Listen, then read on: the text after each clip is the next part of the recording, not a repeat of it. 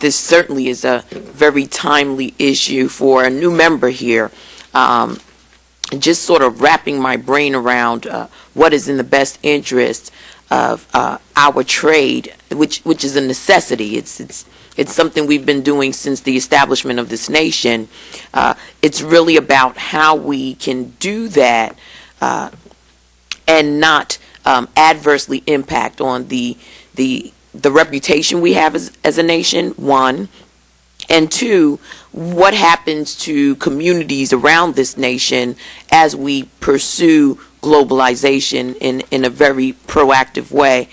Chairwoman Velasquez asked a question, and I just wanted to sort of revisit with you. And what she was essentially asking was, what is the level of collaboration that the USTR has with the Customs and Border Protection to produce a seamless process for enforcement against trade breaches? Could you clarify USTR's efforts to establish such protocols, whether they've been established or not? Certainly, we collaborate regularly. We need the customs in so many ways, on technical ways.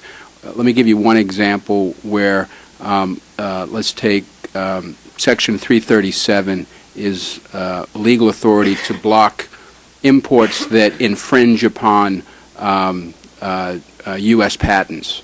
That is, USTR has a role in that, the ITC has a role in that, but at the end of the day, it's the customs enforcement authorities that give effect to an order to block an import. So that is just one example of many where we obviously rely upon the customs authorities to enforce these agreements. We are not an enforcement agency. Right. In that sense. I mean, we enforce WTO laws. We are the litigators. We're the ones who bring those cases. But at the ports, USTR has no presence. I recognize that, but when you're looking for basically the green light from representatives of people of this nation, and you know how critical it is to present a very strong and focused, I guess, front, for lack of a better term, it would seem to me that there would be a much more proactive role that the USTR would play and would demonstrate, so that even dealing with Section 337 and the breach of patents of imports. I come from New York. It's very evident there that there have been breaches.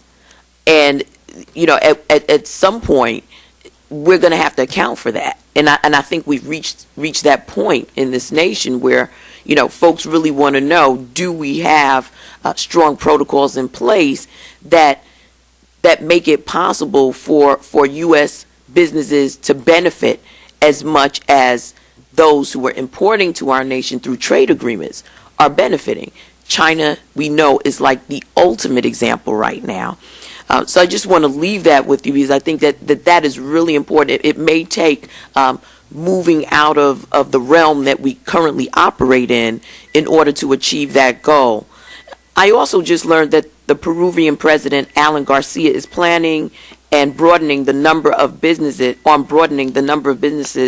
that would qualify as small business enterprises, which many say can offer workers in that country less pay, fewer vacation days than workers in larger firms. How does the USTR plan to address this labor rights dilemma? I'm not familiar, Congresswoman, with the example you just gave, but I would say that the trade agreement that you will soon have an opportunity to consider has the strongest labor provisions of any trade agreement ever considered. And the United States is clearly in the forefront of having trade agreements with strong labor provisions. We're the only ones, frankly, that have provisions of this nature. So I would say that your colleague, Chairman Levin, as you know, feels very strongly about the intersection of labor and trade, and he has been satisfied through his direct discussions with President Garcia and his administration about the status of Peruvian labor law and their plans for enforcement. So I'm pleased to follow up on the specific concern that you raised, but there's been a tremendous amount of dialogue between Chairman Levin and Peruvian officials, and I think to his satisfaction, Chairman Levin's satisfaction, he's quite happy with the status of the Peruvian labor law and its enforcement plan. Thank you, Mr. Ambassador. Thank you, Madam Chair.